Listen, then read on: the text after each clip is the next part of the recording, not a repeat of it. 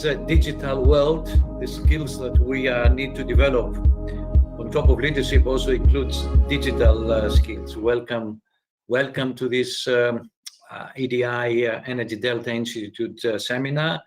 I know there's a lot of people around the world, I would like to think, certainly around Europe, who are joining us. I certainly want to welcome everybody, particularly some groups of participants who are most welcome: the young energy professionals, the association in the Netherlands, the future energy leaders of the World Energy Council, some students participating in the energy learning activities in the mini energy course provided by the New Energy Academy. And last but not least, a warm welcome in Russia, in St. Petersburg, the International Gas Forum, in which the Energy Delta Institute is a partner. I certainly wish I could be doing this face-to-face and meet everybody physically, but as I mentioned, in today's world, digital is a good alternative, because at least without travel enables us to to join from wherever we are, comfort of our home, work, office, etc. We're going to be keeping you busy for the next 2 or 3 hours. I will certainly start a little bit of a monologue, but I hope to keep you busy with some and keep your attention high, not only with some theories, but with some stories and some practical applications. Then we have a 10-15 minute break, comfort break, coffee break, and then we will invite some guests, because we will diversify the accents, the conversation, and the topics we'll cover. And we promise to finish on time at 5:15 Central European Time. Unless there's any questions or comments or points, Marcella and team, please help me before I launch into the slides.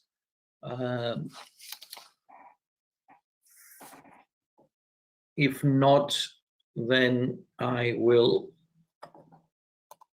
try, if I see how can I move my slides into the next one. I hope now you can see a little bit about me. This sort of things always makes me a little bit uncomfortable speaking about myself.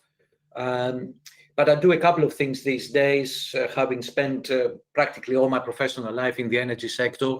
I chair the board of a gas infrastructure company in Greece, a privatized company now owned by European TSOs, transmission system operators, to speak a little bit the jargon, although the government maintains a minority shareholding. The company is regulated, but expanding internationally and doing a number of wonderful projects, and I might share 1 or 2 stories in the course of the course.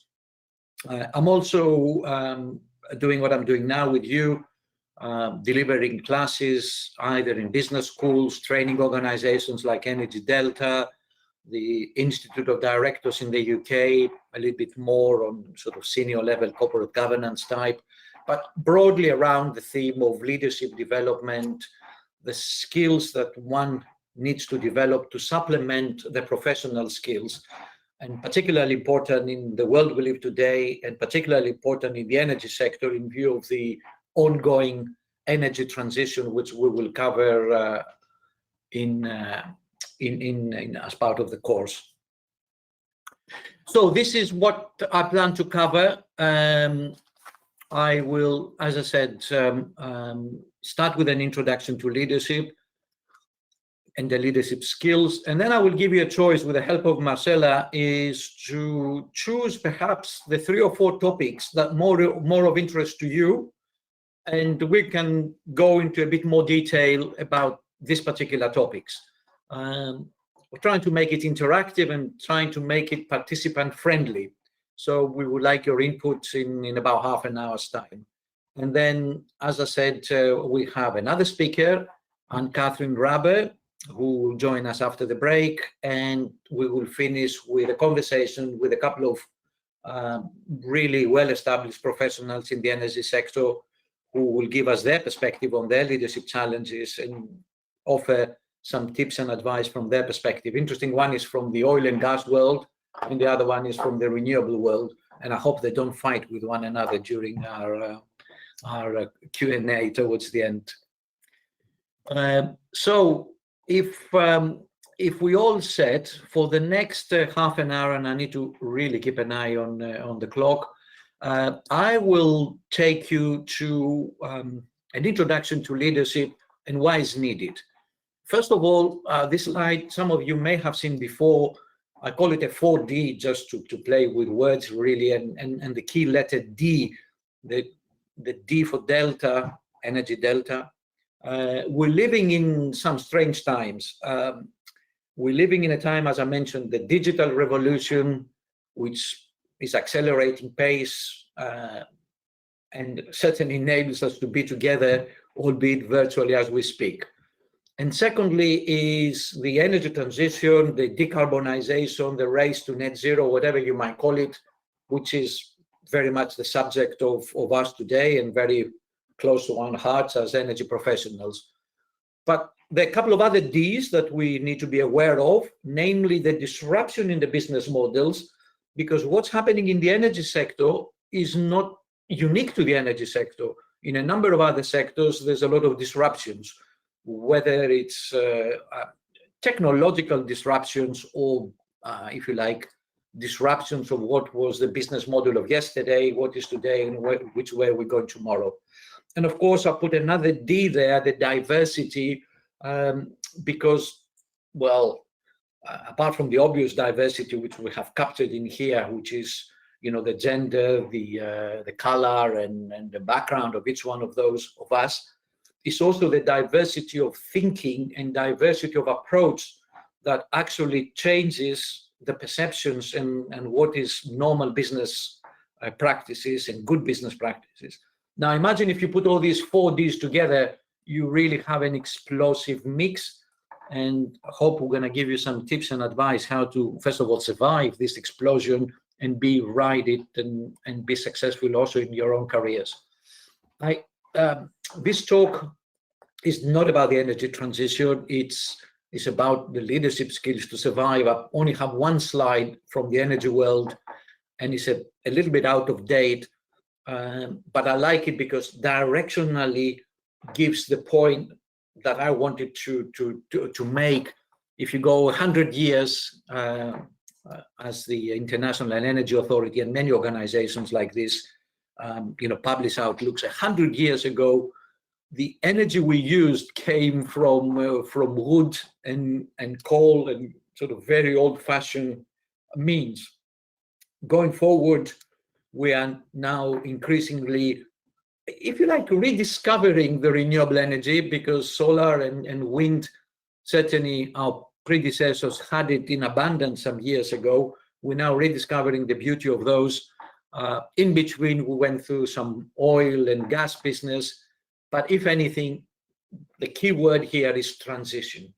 We're going from what used to be to what will be through some means of today. And some people even will say that the gas that a number of us are in, including myself, is the transition fuel. Okay, this is what happened in the energy world. And what I'm going to show you here, and this is the one slide that is mine. All the rest I've copy-paste from various sources, and I would like to acknowledge where I've copied them.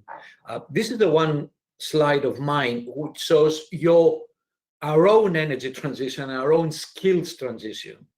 The bottom left, so it's a strange slide. Time is meant to go on the vertical axis, and it's a picture of you individually. It's a picture of me, if you like.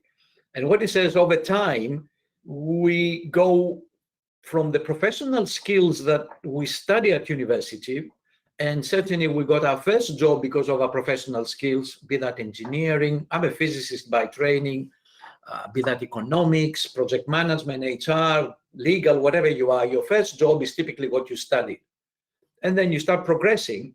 But at a certain point, you realize that relying only on your professional skills, relying only on your technical skills, only on your financial or legal skills is not going to take you very far.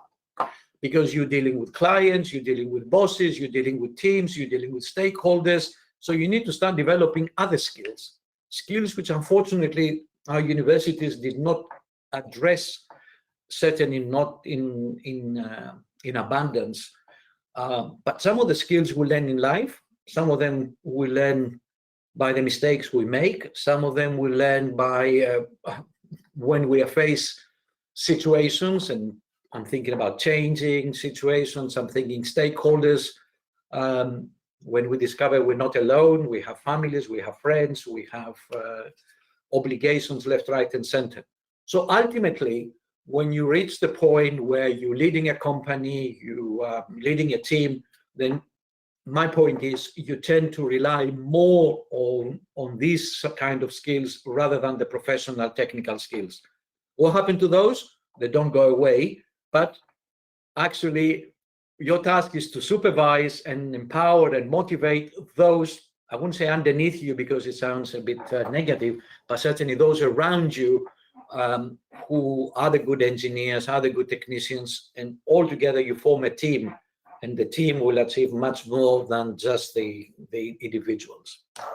So this is my, if you like, the one and only slide, which in a way summarizes the course. And what I would like to give you in the first half an hour is a little bit of an overview. What are these kind of leadership skills? Where do they come from? Some theories, before I give you a choice of a few of those for us to cover in a bit more detail. And as I promised, to tell you also a few more stories around them. Leadership skills, of course, it can be many things to many different people. And if you Google, if you go, I've got a few books behind me, but if you go into Google and trying to find what's the definition of leadership, where's the best leadership theory, I think these days are in the hundreds of thousands, not in the thousands, in the hundreds of thousands. Essentially, our thinking, or the thinking in the literature over the years, evolved. At the beginning, 100 years ago, the leadership theory was associated with some traits. And here is the great man or the great woman that you were born a leader, and we can all relate to some of the leaders of history, and some of them good examples, some of them not so good examples.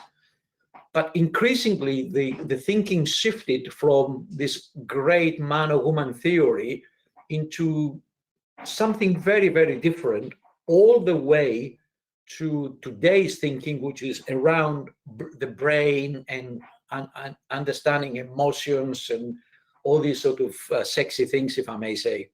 A couple of stops along the journey that we need to highlight.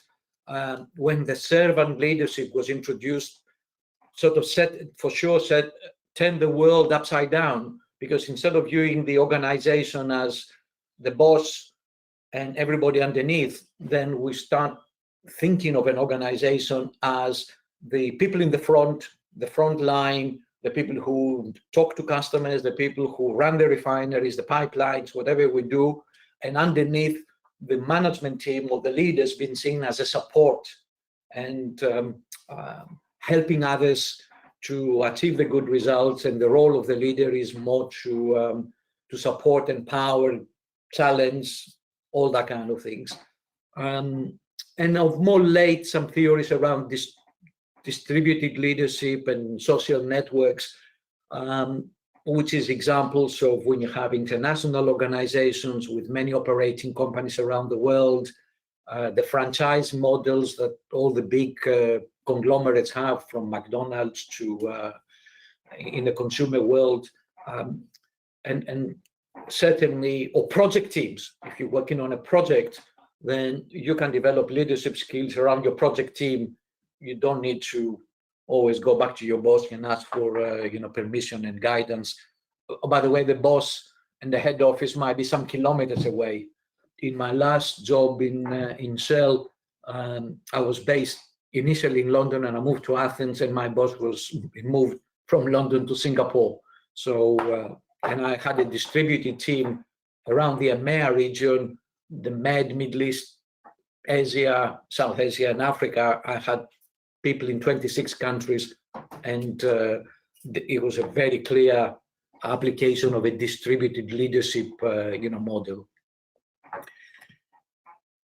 The person that I will encourage you to study a little bit more is a person who will mention a couple of times today. Professor Daniel Goleman is the person most famous for coining the term emotional intelligence, we will see in a minute.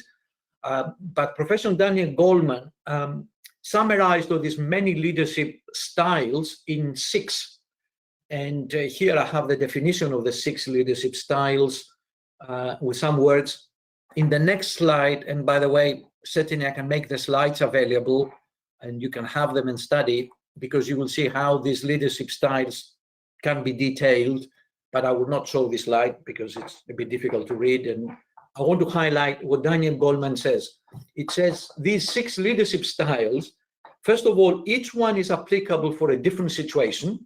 For instance, in a crisis, you might be a bit more directive, whereas in a situation where we do not know what, and we invite opinions and points, then you can be a bit more democratic. But the point that Daniel Goleman makes, and this is the interesting one, each one of those needs to be developing these leadership styles and use them as and when appropriate. Some of us will resonate with some of these words better than others, but the trick is to develop in our toolkit the capability of actually utilizing a different leadership style. Because sometimes you try one style and it doesn't work given the situation, but then you need to say, oh, let me think, maybe I will try something different. I certainly learned that lesson when I started having kids, when I realized 3 things. First of all, I've got 3 kids. Well, I pay for three kids. Each one of those have their own style of how they want to be, dare I say, led. How do they want to be taught? How do they want to be communicated? So the same parent, me, I need to say the same thing, the same message to my 3 different kids in 3 different ways, either more directive or more participative or more visionary, because they're 3 different people. And I learned that skill 25 years ago when I started having kids. And applying this in my professional life has helped me a lot to deal with different people, different stakeholders in different countries, in different parts of the world, under different circumstances. As I said, that slide, which I'm sure Marcella and the team can make available, details a little bit more the theory of Mr. Goleman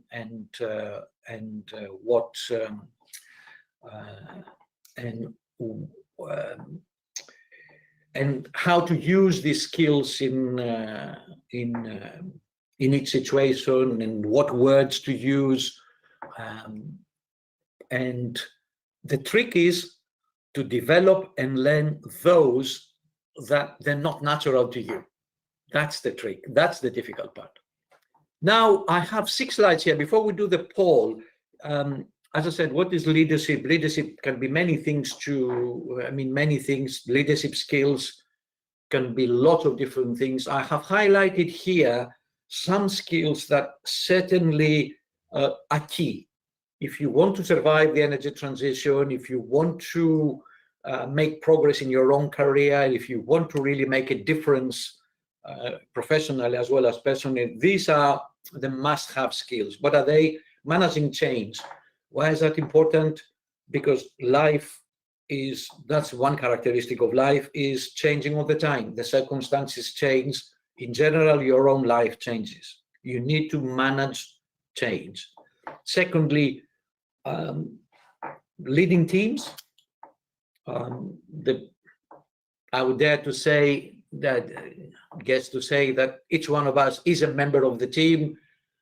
Some of you may have, you are leaders of teams. Certainly leading and being part of teams is a skill that you need to develop, and to make it even more exciting, as you go up, the ladder, you will have teams of teams and teams of teams of teams, and goes on. Then team dynamics, how do you behave in these teams? And I can summarize it with the 2 words I have in here. It's all about challenge and support.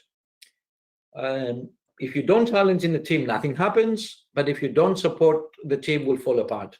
So what is the right chemistry? How much challenge, how much support? This is what is meant in here.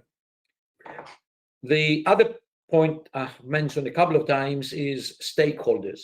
I don't mean shareholders. Shareholder is one of the many stakeholders. As I mentioned, in our current company, we have 4 private shareholders, 1 public shareholder, but many, many stakeholders, from the regulator, the government, the local authorities, and the endless of those as the pipelines go up and down the country or across countries. And then you have customers, you have staff, you have unions, you have joint venture partners, you have contractors, you have competitors, dare I say. So all these stakeholders you need to manage. And if that sounds a little bit too complex, as I said, come to home. You can think of many stakeholders you need to manage: your partners in life, your families, your friends, your relatives, your bosses, your colleagues, and so on. Values and culture, this can be a 2-day course, not a 20 minutes highlights, because at the end of the day, what glues organization together is exactly that. It's the values and the culture, and the point here is how your own values need to resonate or not with the organization. What is the culture? And sometimes we discover, often with some bad experiences, are our cultures aligned with that of our organizations? Or if you like, which culture suits us best? Entrepreneurial, big corporate, public sector, let alone cultures around the world. The North American culture is very different to the European culture. Asian culture is also very different, Middle East and so on. Blend it all together, because we said we be members of teams. Your cultural awareness and your cultural skills is something that you need to be developing. As I said, I've learned that through my international career, and dare I say, I've learned it more through my mistakes, as well as attending a few courses, but certainly experience will give you a lot more than any theories I can give you now. And last but not least, the flip side of leadership is all about mentoring and coaching. And of course, good leaders are good mentors by definition, because they're experienced, they have few gray hair like me. But the trick here is the leader as a coach. Because if we're thinking again, the servant leadership, enabling and empowering and motivating our teams to achieve, then effectively what we need to be doing is not only mentoring, but coaching them. And it's interesting what's the difference between the two. And a few models about the GROW is the most well-established coaching model.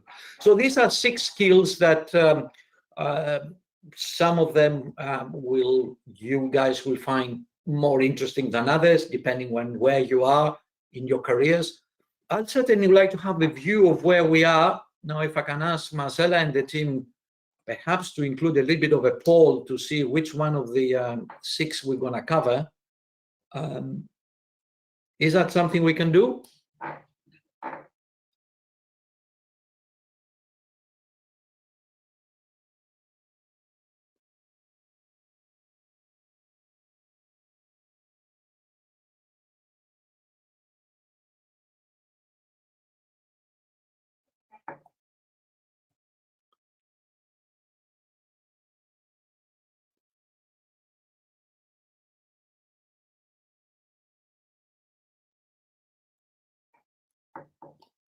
Marcella says here, the organizer must close the poll to...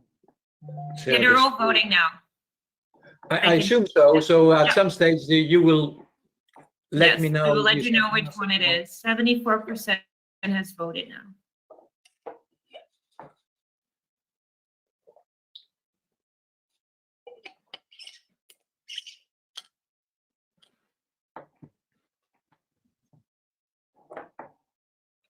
It's not an exam question, guys. It's a, and there's no, how can I say, it's whatever you think from your perspective. Oh, I think 2 and 3 and 4 are very important. I can do with 5 another time, or just to give a flavor so we can spend more time on Majority wins here. Of course, some of these things are interlinked, but I'm trying to select 6 which are a little bit unique and diverse, dare I say. So almost everyone who's voted. Well, if somebody who doesn't want to vote, then of course, also fine. it's also okay. So, Janos, Yes. 54% has chosen team dynamics and how to challenge and support. And then a close call, but with 45%, it's change management. So those are the ones that were voted for the most. Fair enough. So we will spend more time on these 2. And Yep. Do we have a third one, Marcela, or not? Yes, the third one is leading high performance teams. Yeah, which is of course leading to the team dynamics, etc. Okay, shall we attempt to do these first 2 and then Perfect. I'll close the polls then. close the poll? We do change management, team dynamics. Thank you for that. And it's interesting. I had changed, right, up front, and I go straight to the point about change management. Again, to emphasize the need, as somebody mentioned to me, that he says you need to change your CV as a change and rewrite it to highlight all the changes you managed, because if something does not need to change, we don't actually need you. If the results are on target, if the sales are on target, if the the cost is according to the budget, then why do we pay you? That's the question that I was asked. And increasingly, in the world of automation, in the world of artificial intelligence, at the end of the day, human beings are really needed when you have to manage a change, whatever that might be. We're talking here about the energy transition, but it might be something a bit closer to home, like a relocation to another country, to changing jobs, to changing bosses, to changing circumstances, and even the famous COVID crisis. Well, is a good example of change management. We need to do something different. Now, in the same way we mentioned Mr. Goldman, the person to follow here is Professor John Kotter. John Kotter has developed an 8-step model of how to manage change.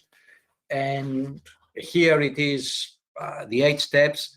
Starts with a vision of where you want to go and start building the team, the capabilities, and start driving your first steps towards that direction, embedding the change, sustaining the change, and go around the loop. By the way, and I hope Marcela and team do not mind me saying that, you can subscribe to John Kotter International for free, and every now and then you can receive free newsletters, theories, etc. But to make it a bit more exciting, what I have done here is I have been a little bit disrespectful to Mr. Kotter, to Professor Kotter, John Kotter, and I have simplified his 8 steps into 3. And the 3 steps are called A, B, C. Surprise, surprise. And let me take you through. A, what you need in order to manage a successful change. A, it's a shared understanding that where we are now is not good enough. A shared understanding. Everybody needs to agree that where we are here, where the current status, the current state of affairs is not good. Second thing we need a shared view of where we're going. Where is paradise? What is good? Okay, this is not good, but what is good? If only we can reach that paradise. And the C part is, let's have a rough plan how we can go from A to B. And the plan, of course, the more elaborate the plan, the better it is. But sometimes we cannot make full detailed plans because we don't have all the data, we don't have the full visibility. And also, by the way, this is what this B star shows here in the slide. It is sometimes we go along the path and we realize, well, we need to change a little bit. So we don't go to B, but we go to B star. Very different way, but slightly different to where we want to be. By the way, in the energy sector, all the oil and gas companies, they say we don't want to be oil and gas anymore. We want to be energy companies. So not oil and gas is not good. B, energy is good. But what particular energy? Do they mean renewable? Do they mean storage? Do they mean hydrogen? Do they mean this? Do they mean that? That, as they go along the plan, they decide which eventual B state to land. So that's one good example. One not so good example is from the world of politics is Brexit. And I don't want to make political statements, I'm only looking at it through my leadership lens only. If you ask the public here in the UK, question, are you happy with the current state of affairs between the UK and EU? No. 90% they will say, no, we're not happy. If you ask the question, would you empower us? Would you ask us to go and find something better and come back and report to you what the possible solution will be? Yes, please do so. The problem was that the British people here voted to leave A, but nobody had a clue what the B was. And that's why the vote at the end of the day was very much a split vote, because it was, yes, leave A, but where are we going? And that's why, if you don't know where B is, you don't have a plan, you don't know what the C is. And that's why 4 years later, we do have some indications of what the new state will be.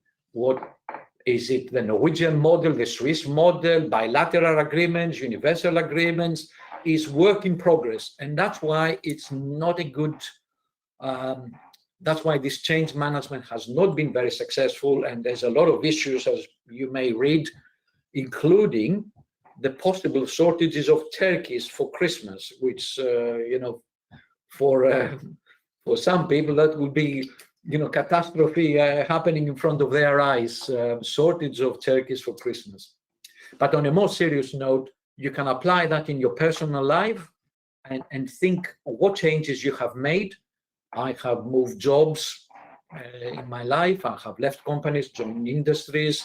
I have relocated a few times. This is my third spell in the UK. I have lived in Austria. All these changes, in order to be managed and be successful, you need these three elements.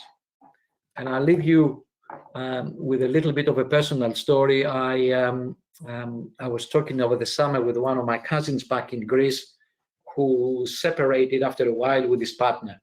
And to cut a long story short, I said to him, actually, and he was a bit unclear, a bit upset, you know, we've been together a while, but I'm not sure if I've done the right thing.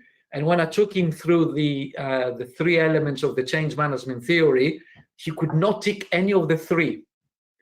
So in other words, if you put it through the model, him and his partner together, we could not tick the three boxes jointly shared, and as a result, they had to go separate ways because what they were trying to do, the plan was not very well defined.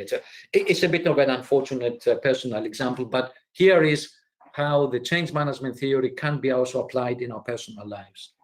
Okay, this is the theory, but let me tell you a little bit something what happens in practice when you go through a change management program. Remember, it sounds very simple. From A to B through a path of C. Well, as we go through this path of A from A to B through the path of C, this is what happens to our emotions. Here we need to thank this lady who came up with this emotional response to change. And what she says is the following.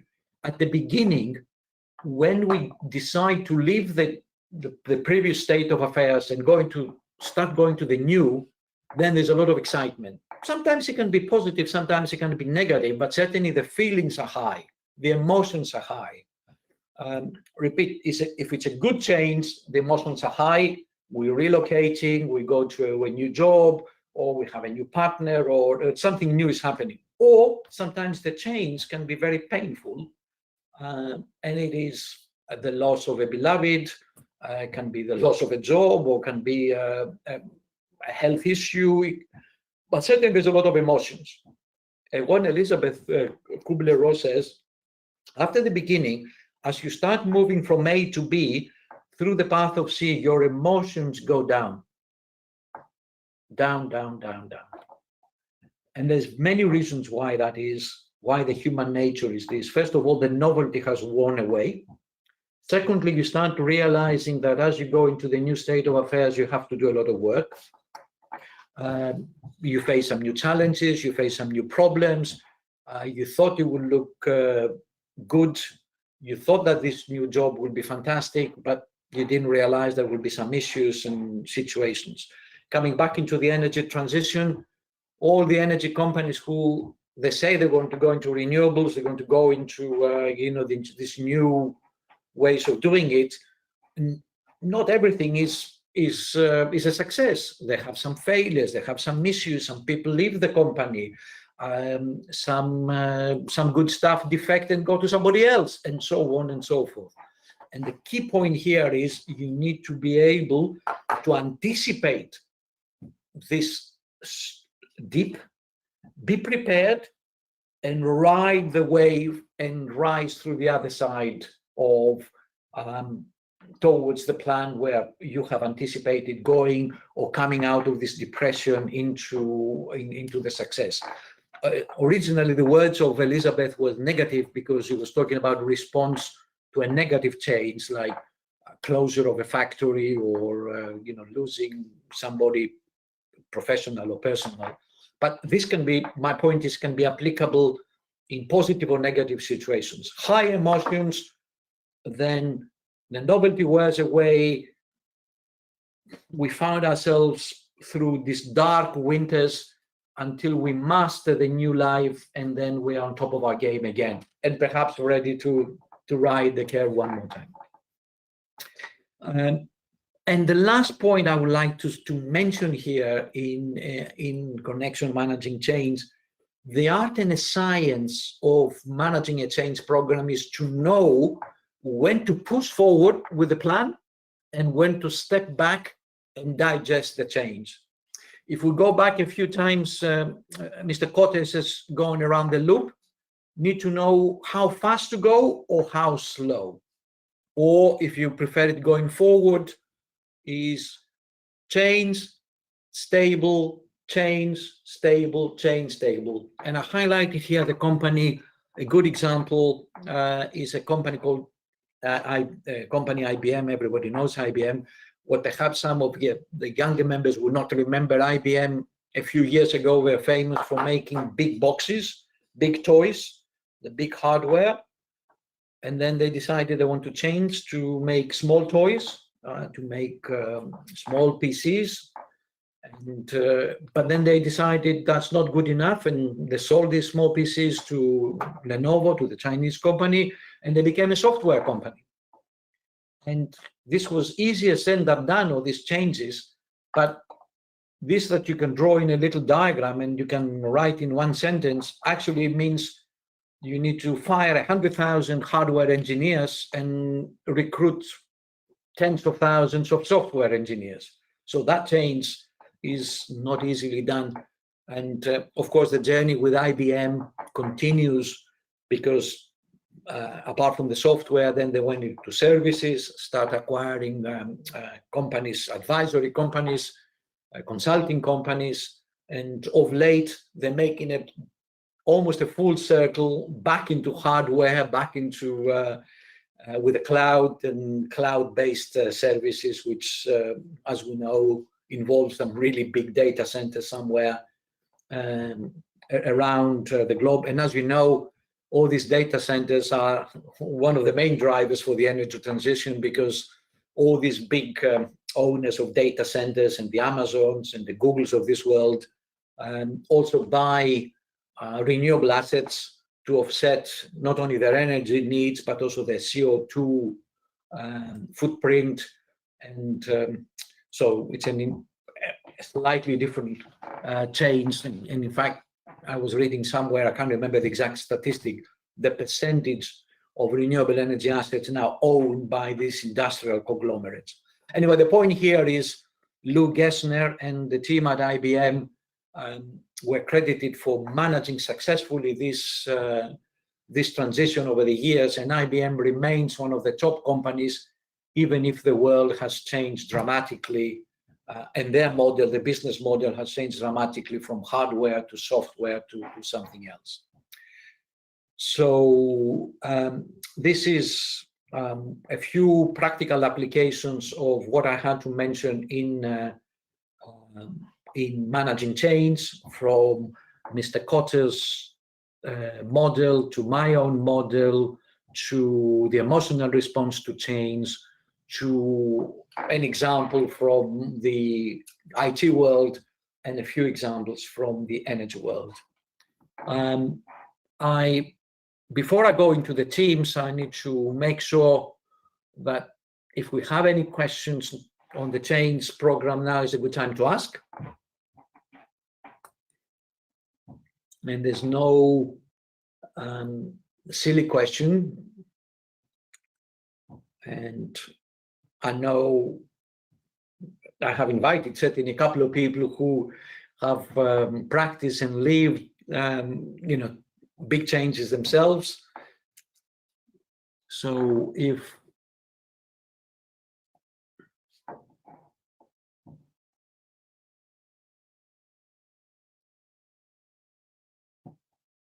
Marcella, I see one question about coaching and leadership, which is not about change management, but nevertheless, let's answer it now. I'm hoping to have some time at the end to touch a bit about the leader as a coach. To answer the specific question, nobody becomes a coach in an afternoon. You certainly need to study, you certainly need to read a few books, and there's certainly a few tools you need to learn. But what I'm hoping to do, and so the person who asked the question, please allow me half an hour to tell you what is the definition of coaching and what I meant by leader as a coach, and then I'll give you a few tips of how you can develop your coaching skills, because they're different to mentoring and they're very specific skills, and certainly a bit more refined leadership skills. Managing change is something that you need to do every day. Even what it is, if you're telling me that you go into your work and by the end of 5 o'clock in the afternoon or 6, your day was exactly as you have planned, and there was nothing that changed in your agenda, in your priorities, in whatever, that I'll take my hat off to you for being a good planner. Because the reality is that change is everywhere. You go and something is different or needs to be different. And your task is to be, first of all, familiar and okay with that concept of change, and be able to ride it with some technical tools as well as some emotional tools. And of course, younger people are better prepared than that today than perhaps my generation, where the majority of us lived and worked in not only in a given country, but also in a given town, in a given city. And one of the things I did to my own kids, I relocated them back to England 8 years ago. And they asked me, why did we really do that change? Because could not go to a better school, university? Well, when I told them after a while, they were a bit surprised. So that you can manage change. Yes, you can study anywhere. Yes, you can work, etc. But the fact that you guys have moved countries a couple of times, the fact that you have moved schools, moved social circles, maintaining something the same and changing something else, you're learning some skills, and be prepared for real life, where the world, as we discussed earlier, with the 4 Ds, is changing and changing very fast. Toys like this we didn't have a few years ago, changing the way we do business, positive or negative.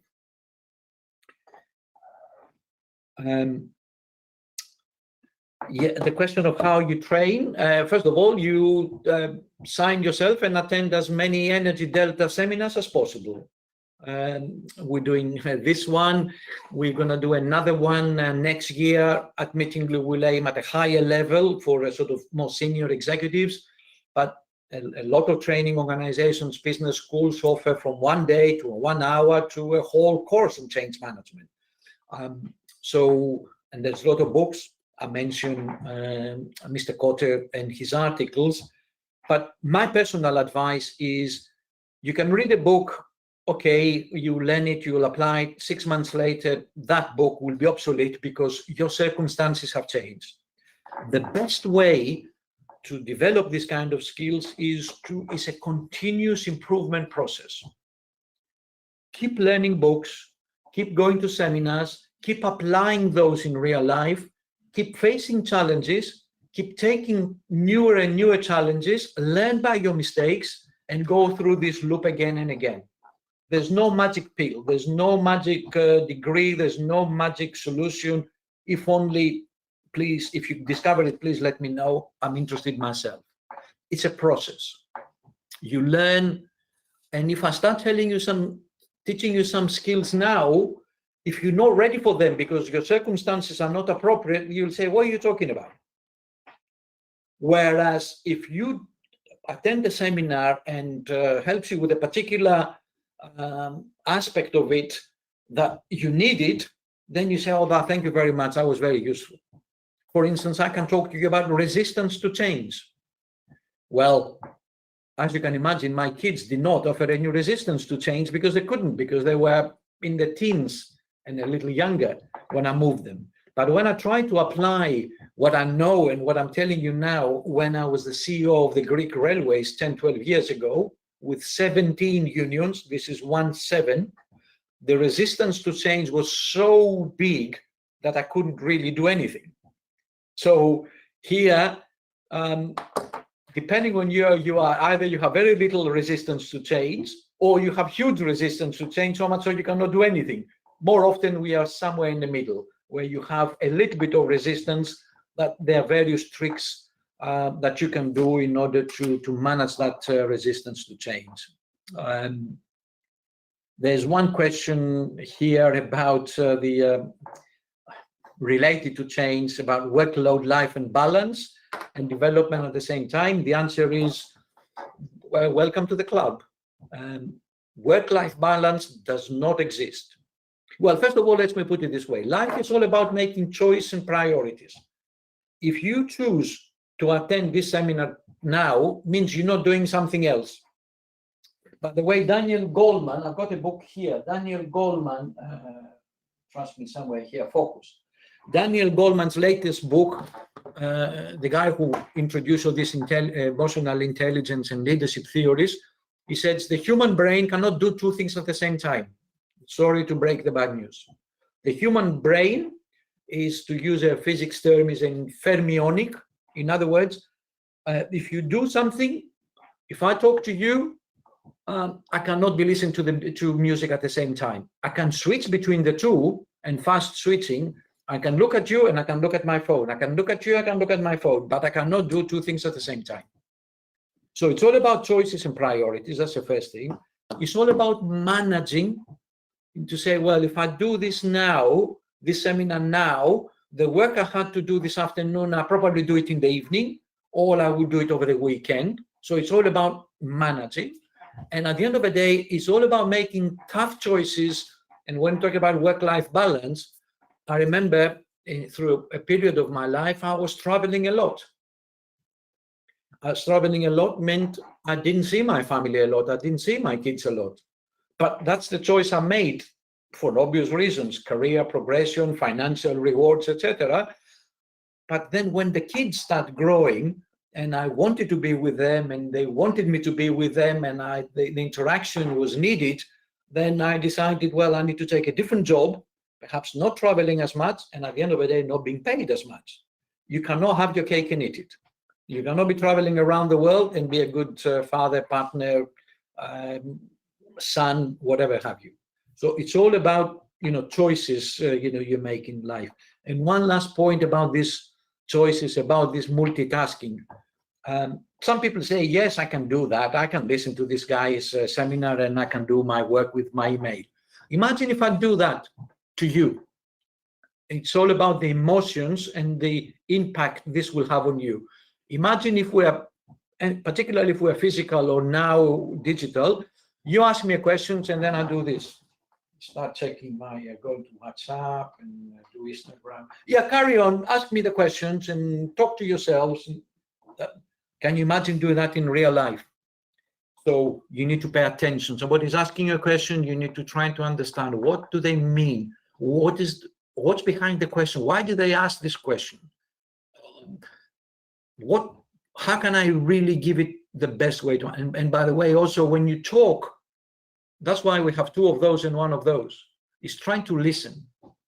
Try to understand when somebody tells you something. Don't try to be clever and think, well, let me rephrase what I have to say and so that I can win that argument. No, try to understand, listen, why are you saying that? Well, that's a good question. Let me understand.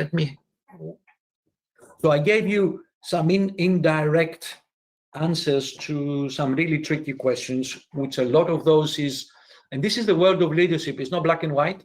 It's not mathematics. It's not economics. It's gray. Remember, it's a line. It's from this to that is where you want to be. It's an art and a science. You need to, like the pace of change, push, pull, stop. So choices, priorities, balance. I don't see any other questions. So now you are change management experts, which I'm very pleased to see. We don't have an exam to prove that, but I hope you find it a little useful so you can apply it in your lives. Let me, before we go into the break, I would like to take you into what you said about team dynamics, Marcela. That was the second point. In fact, that was the first. Where are my notes? That was the first point by far. Now, this is another one, which it can be a whole day seminar. But let me try and simplify. By the way, this can be done with a 2x2 graph, this little tool, and interestingly applies. And I'm glad you put it, you put it forward, this as a challenge, because it's a challenge whether the team is a very small team, a small project team, or it's a family, or it's a board. Because the board, and as I mentioned, I'm chairing a board, and tomorrow I'm giving a seminar on, I'm a seminar to chairs, to board chairs, and these chairs, obviously, they have their own teams, and the same tool can be applicable. I can summarize the ideal team, the successful team is the team that has enough challenge and enough support. And the question you ask me is, how much challenge, how much support? And this is what this diagram says. If you have no challenge and no support, this is what the box calls apathy. You're a member of the team, but in reality, nothing happens. Sometimes you are a non-honorary member of a team. Nothing happens. You have it there. Is it pleasant to be? Do you really? Okay, you might say sometimes I have to be because that pays my salary 9 to 5, and I come home and I exercise my hobby, which is to paint, whatever. Fantastic. So it's not necessarily negative, but it's not a very exciting place to be. Okay, let's make it a little bit more exciting and say, let's add a little bit of a challenge. So we add a bit of a challenge and we go up the curve of the challenge, but we don't want to go off the curve because then it becomes fracture. This is a situation where there's too many arguments in the team and people go in different directions. And we have seen it in business, typically when You see this in joint ventures or when there's a merger. Sometimes there's difference of opinion. By the way, this is what happens in couples when they separate. The typical scenario is differences of opinion and cannot be bridged. There's some interesting stories in the world of business where businesses grew, and as they grew, they found themselves in a fractured situation. And I name two examples. One is EasyJet, set up by this famous Greek Stelios, who was growing the business by giving shareholding to others, investors and groups, so much so he gave so much away, but at the end of the day, all these investors who came have difference of opinion, and guess what? He was the one who was asked to leave the board. So not only there was a fracture, but he was the one.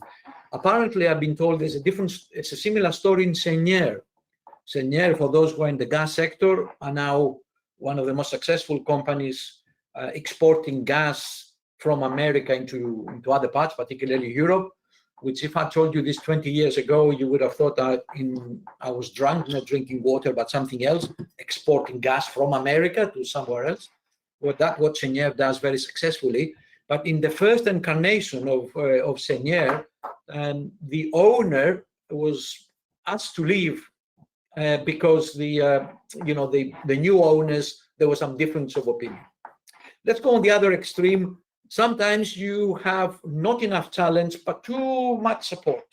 Yes, we all agree with one another. We all support one another. And you have that typically in family businesses, because in a family business, you have the members of the family sort of populating the board and the decision making, and it's very difficult for anybody to have any different opinions. Dare I say, sometimes you have it in startups, because startups, they are formed by one or two or three individuals, typically. And you can imagine this is the norm, and the company grows because these guys have this sort of theory, this business model.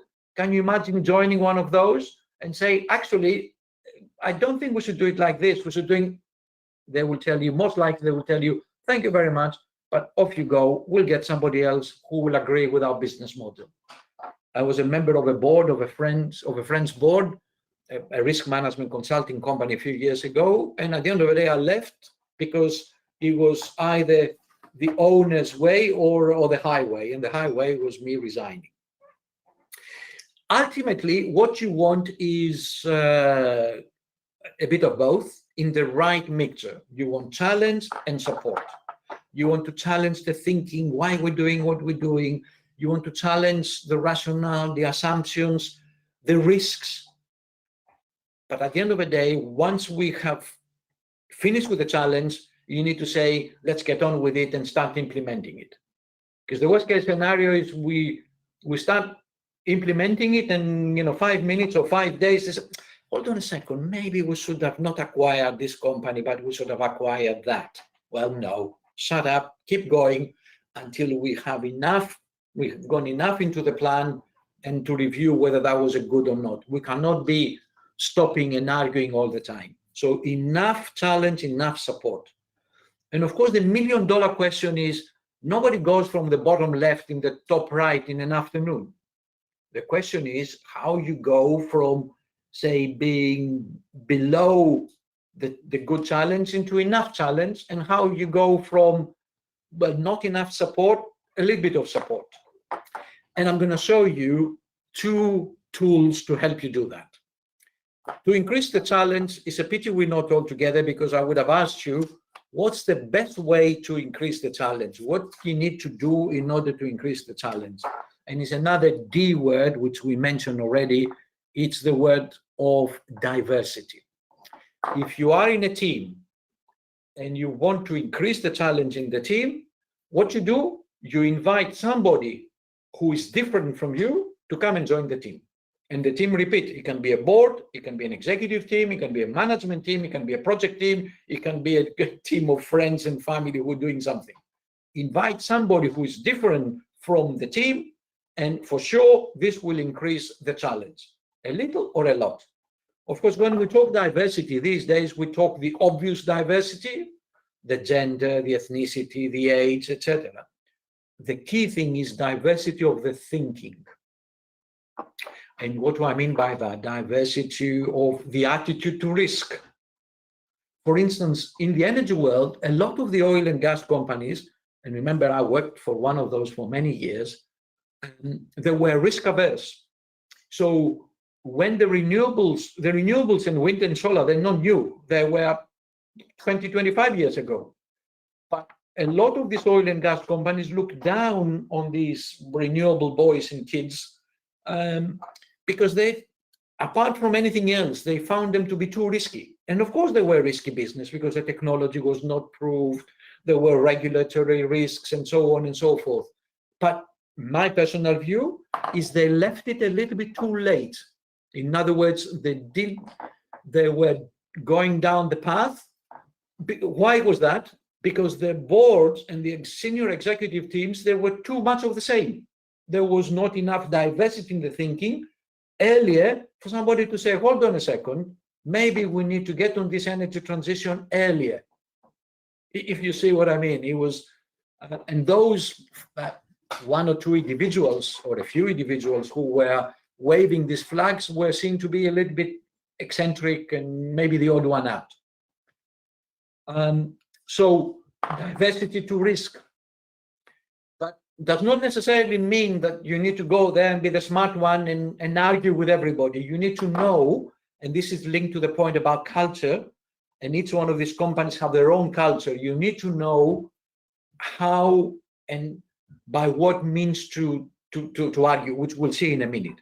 So if you really want to have a powerful team, please increase the diversity of the team. That's my advice. Diverse teams in the thinking, in the experience, in the skills, and it can be functional skills, it can be personalities. Remember what I said about my three kids? One of them is quite fast, a computer scientist, very fast, gets to the solution, has innovative ideas, but a bit lazy to implement. My other kid, maybe not as fast, but she is fantastic with implementation, with execution, with doing the plans and packaging it nicely, etc. Ideally, you want both and anything else in between, yeah, the innovation as well as the implementation. If you have too many innovators, nothing gets done. If you have too many people who cannot think and innovate and only doers, you will be doing what you have been doing all along in your life. Let's go into the next slide, which is a little bit of a difficult slide, but allow me to take you through. This is how to manage conflict, how to navigate in a situation where we're talking about the challenge. How to challenge? Well, if you want to challenge, because there are situations where if you see the bottom left, which says, I avoid, and you need to be clever, and you need to pick, as they say in English, pick the battles to fight. Don't challenge everything. You need to challenge a few things that matter. And what the little graph here that it says where you want to be, and my point is the following. Choose where you want to be. Choose which dot you want to be for this particular situation that you want to challenge. And if it's that important to you, life or death, you want to compete. Going to the left and the top. Compete. This is so important for you that you feel so strong about it. It is a life and death that you compete, so much so that if you lose the argument, be prepared to leave. A friend of mine, professional friend, he was a member of a board of a company, and he's been a member of boards for many, many years. But he told me the story that last year he left because he disagreed with the decision that the board took. What was the decision? It was a family-owned business here in the UK to maintain the level of dividend untouched in the post-COVID world, while they have to take some cuts and employee cuts. In other words, they had to lay some people off in order to manage the cost and have the business survive, but the dividend remained the same. And for him, it was a matter of principle. He fought that argument very hard in the boardroom. He lost, he left. Let's go into the other extreme, where we are accommodating. What's accommodating? Well, I want to argue. I really believe I'm right. But you know something? I decide not to on this particular point. I'm going to do it your way. I'm going to accept your point of view. I'm going to accommodate. I think it's a bit silly to drink red wine with a fish, but I'm okay to drink it. I like white wine, but you insist on red or the host on you, I'll do it. No problem, I'll go along. It's accommodating. It's a bit of a trading. I follow you today, but I expect you to follow me tomorrow. I can accommodate this particular one, but not something else. What's compromising? Compromising is in between the two. Sometimes people call it lose-lose. In English, they call it I meet you halfway. You're selling something for 100. I only have 50 in my pocket. We settle on 75. I'm unhappy, you're unhappy, but we have a deal. So if you want to have a deal, sometimes you need to compromise. In a white wine and red wine analogy is we have two bottles, one red, one white, double the cost. Or the compromise is pink, rosé, nobody's happy. Ultimately, the ideal place to be is to collaborate. And what is collaborate is you listen to the arguments, you put your own arguments forward, you challenge, but also you listen to the other side. And at the end of the day, it's not my way or your way, but is perhaps the synthesis of the two ways on something very different, that we collaborated and we achieved something that it was superior to both my idea and your idea. Sometimes I use the analogy with an acquisition. Imagine you're a team and you're looking to acquire another company, and some people argue you should acquire company A, some other people argue that you acquire company B, and during the argument is A or B, B or A, and somebody who is listening behind, who listens carefully to the arguments of A, to the arguments of B, maybe will come up with a different solution, another company who combines the best of the A and B, a company C, and they say, why don't we acquire that? And people say, fantastic, thank you very much, we never thought of that. Because we're collaborating. I'm not competing, I'm not accommodating, I'm not avoiding, but I'm participating, and collectively we come to a better outcome, better decision.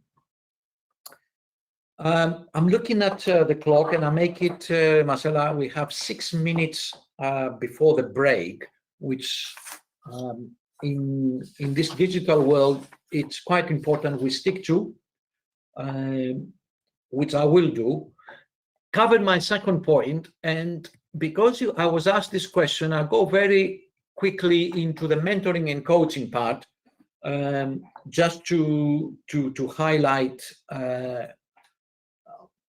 the point I was trying to make earlier, and I did not give a very good answer. First of all, remember, communicating is not what I say, communicating is what you hear. So the other person is equally as important to us, if not more important. Now, here is my definition of mentoring and coaching. Mentoring is an older person, a more experienced person telling a younger person, less experienced person how to do things. You're passing on knowledge, you're passing on advice. That's why I have one person big and one person small. Coaching is almost the opposite. Well, first of all, it does not need to be sort of the an old and the new. Anybody can coach anybody. Peers can coach one another. The kids can coach their dads and so on. But the whole essence of coaching is nobody's telling the person what to do. The coach is asking questions to help the individual take the answer for themselves. So when you're coaching somebody, you're not telling them what to do, but you ask them questions and to help them for themselves finding the answer. And the typical model is shown here is this It's a grow model. There's a book by the Financial Times. The author is a lady called Anne Skoular. It's a business coaching book, and they outline this grow model in detail. The G stands for goal, R for reality, O for options, and W what we'll do. And sometimes the simpler the question that you pose to the coach, the better the chances of success. The question, and given, by the way, my wife is a coach, so I have the benefit of being coached one way or the other over the last 25 years. But for instance, a simple question will be, I've been invited to this seminar, shall I wear a tie, yes or no? And my wife will ask me questions like about the reality, who are you talking to? Or there's some Greek American investors, okay? Second question, what will they wear? How are they normally dressed? And each one of us has this image of an American investor, Greek American investor. They're typically with the suits and ties, and typically the shirt in America is white and the tie is red. So I said they will be in suits and ties, white shirt, red ties. And then her third question was, what impression would you want to give? That I am I know it all, nice young guy with my casual dress? No, you want to give a professional impression, you want to give an impression you're one of them. So I said to her, thank you very much, you helped me. I'm going to wear a tie. So, and you can imagine the same if it's relocation, if it's a new job, or some tough solutions. I've been to her for many times when I've been asked to do something difficult. Like a few years ago, I was asked to reduce my cost by 20%, which meant fire 20% of my people. Which 20% do I fire? How do I come to the right solution? And the coach asked me some questions about the skills of the people, about the employability of those I wanted to, to let go, about the workload of those left behind. We'll all have questions. And although she didn't know anything about the details of the team, helped me to take a tough decision, make it easier. So a good coach can be very helpful. I would strongly recommend you trying to develop your skills to coach your team members, and certainly if you have subordinates, also to be coached yourself. How to become a good coach? You read, you learn, you try, you talk to me. happy to help you in that journey. So I would like to stop here if unless there's any questions, because we said we're going to stop at 1:45. And unless there's anybody because when we come after the break, I will pass on the floor to Catherine Rabe to give us her perspective, and then we will finish with a Q&A session that we will have with two fellow Greeks. It will not be in Greek, the conversation, don't panic, about their challenges, their dilemmas, and what sort of answers they have given as energy leaders. I hope I gave you a flavor of the sort of skills you need to be developing to manage yourselves and your teams and your companies in these very fluid and dynamic times we live. And the theme was all about life skills, softer skills, as opposed to the hard professional skills we learn at university. So, and with this in mind, I will invite everybody to go and get a real coffee and a real tea, and we will reconnect in 15 minutes exactly. Thank you.